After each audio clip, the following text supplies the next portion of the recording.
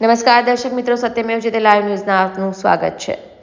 અસંવેદનશીલ તંત્રના પ્રતાપે 14 નિર્દોષ લોકોના મૃત્યુ થયા છે, ત્યારે હવે તંત્ર સંવેદના પ્રગટ કરવાનું નાટક કરી રહ્યું છે। મોટનાદ લેક ઝોન ખાતે બોટ દુર્ઘટના સમયે ત્યાં શું વ્યવસ્થાઓ હતી અને શું થયું તેની પર મ્યુનિસિપલ કમિશનર દિલીપ રાણાએ વિગતો આપી હતી। જ્યારે બોટ દુર્ઘટના સર્જાઈ તે સમયે 14 લોકોની કેપેસિટી ધરાવતી બોટમાં કુલ 28 લોકોને બેસાડવામાં આવ્યા હતા, જે પૈકી માત્ર 11 લોકોને જ લાઈફ સેવિંગ જેકેટ અપાયા હતા। જો કે લેક ઝોન ખાતે પતરાની પેટીઓમાં લાઈફ જેકેટ્સને સ્ટોક પડી રહ્યો હતો। પાલિકાએ 18/2/2019 અને ગઈ તારીખ 2/11/2022ના રોજ ઇન્સ્પેક્શન કર્યું હતું, જેમાં ફાયર એનઓસી લેવા, ફિટનેસ સર્ટિફિકેટ રજૂ કરવા, તરવૈયા રાખવા, લાઈફ સેવિંગ બોટ રાખવા વગેરે ટેન્ડરની શરતો મુજબની વ્યવસ્થાઓ કરવા માટે સૂચના આપતો પત્ર લખ્યો હતો, જેમાં તમામ વ્યવસ્થાઓ ઊભી કર્યા બાદ આ તમામ ક્વેરીની પૂર્તતા કરી હતી। તેમણે જણાવ્યું હતું કે વ્યવસ્થાઓ પૂરેપૂરી હતી, પરંતુ સંચાલનમાં ગંભીર નિષ્કાળજી રાખવામાં આવી હતી, જે તપાસમાં જાણવા મળ્યું છે।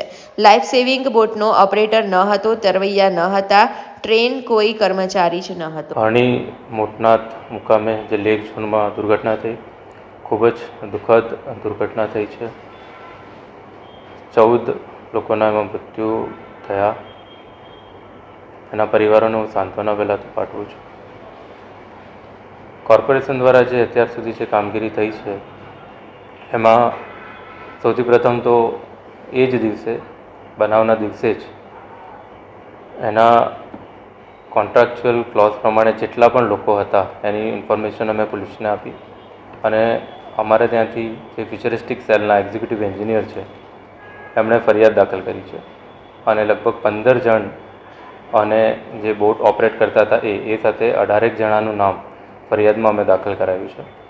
એટલે એ મતલબની ફરિયાદ દાખલ થઈ અને એની ધરપકડ કરવાની કામગીરી પોલીસ કરે છે।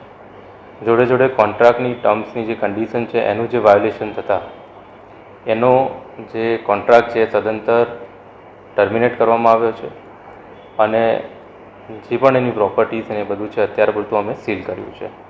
એટલે આ કામગીરી અત્યારે કોર્પોરેશન દ્વારા કરી છે।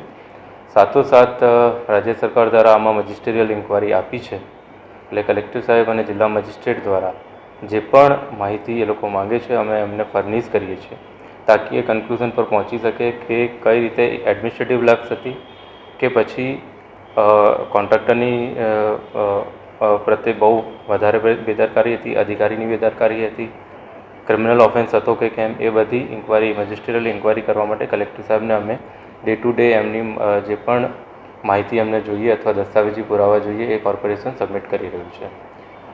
અને જોડે જોડે આવું જે સુરસાગરમાં જે બોટિંગ અને ચાલતું હતું એ પણ બંધ કરવામાં આવ્યું છે। જોય ટ્રેન્સ અને એ પણ છે, એ પણ સિક્યુરિટીના કારણે અત્યારે હાલ પૂરતું અમે એમને બંધ કર્યું છે।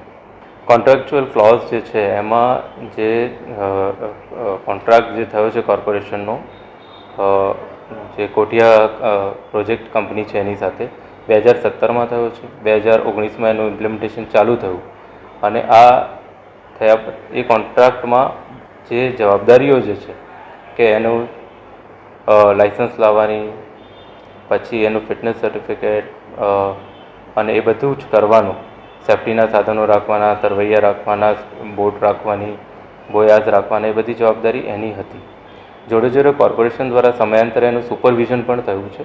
2019માં પણ સુપરવિઝન થયું છે, જેમાં જ્યારે આ વસ્તુ ચાલુ થઈ ત્યારે ફેબ્રુઆરી 2019માં એમનું ઇન્સ્પેક્શન થયું, બધું ચકાસણી કરવામાં આવી અને માર્ચમાં એની પૂર્તતા થઈ અને એ પછી એ ચાલુ થયું। સાથોસાથ હમણાં 2022 નવેમ્બરમાં પણ એનું એક ઇન્સ્પેક્શન થયું છે, એની પૂર્તતા માટેની પણ નોટિસ, ઓડિટ નોટ આપી છે અને એની પૂર્તતા એમણે કરેલી છે। એટલે કોર્પોરેશન દ્વારા જે સુપરવિઝન હતું એ કરવામાં આવ્યું હતું 2-3 વાર, ફાયરના જેટલા એનઓસી આપવાના હતા એ આપ્યા છે।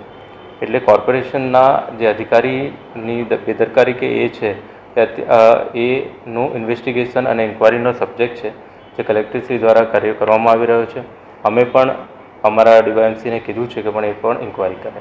રિપોર્ટર સની સિંધે, સત્યમેવ જયતે લાઈવ ન્યૂઝ, વડોદરા।